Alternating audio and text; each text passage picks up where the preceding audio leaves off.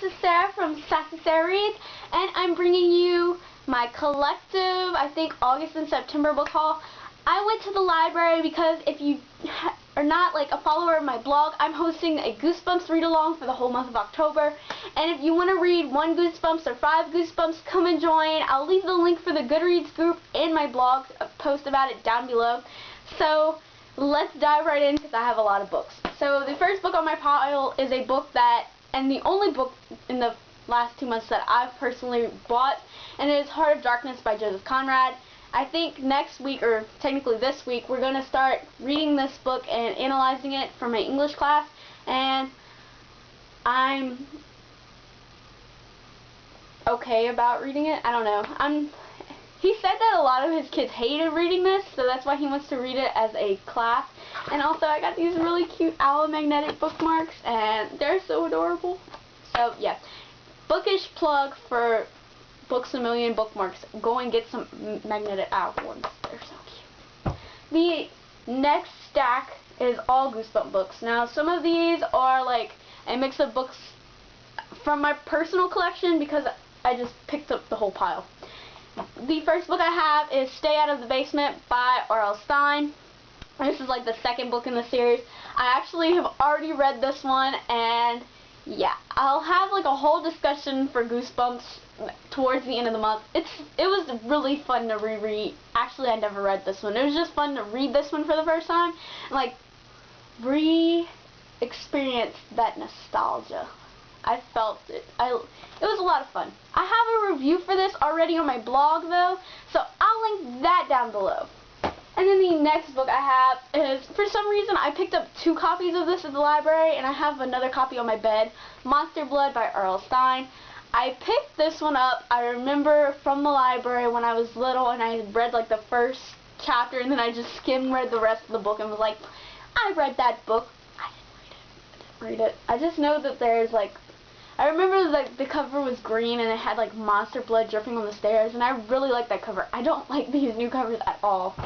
The next book I have is Let's Get Invisible, also, you know, Goosebumps, and I actually like this cover. This is a pretty cool cover. I've never read this one, and this is a pretty good edition. Like, it's not messed up like a lot of the Goosebumps books are because kids. But I'm really looking forward to this one. It looks pretty cool. And then the next book I have is The Ghost Next Door. I actually like this cover too. I'm really excited about this one because I remember the TV episode for this really creeped me out as a child, so that'll be fun. This book I own. This book is Why I'm Afraid of Bees. I think at one point I owned this book, or I checked it out from the library or something, but I've never read it. And then the next book is The Scarecrow Walks at Midnight, which is one that I'm really excited about because scarecrows freak me out and they make me think of Children of the Corn, and I think that'll be a lot of fun.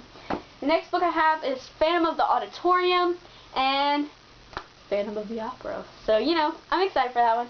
And then I have The Horror at Camp Jelly Jam. Did I read this one? I think I have read this one. I read this one, and I remember like my edition was purple and it had like this really weird creepy guy on it. He was like a camp counselor, and it was really freaky.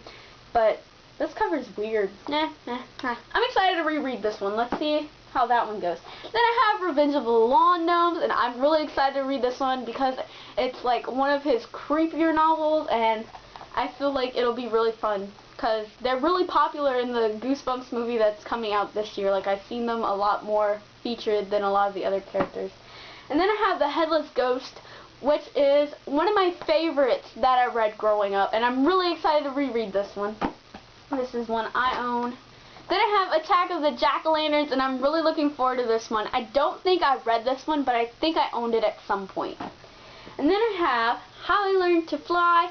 Now, I've never read this one or owned it. I don't even think there's a TV episode on it, so I'm going in completely blind.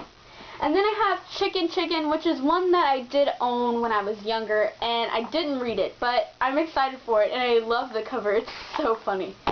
And then I have The Blob That Ate Everyone. So it's definitely a classic of the classic, The Blob. So looking forward to it, never read it.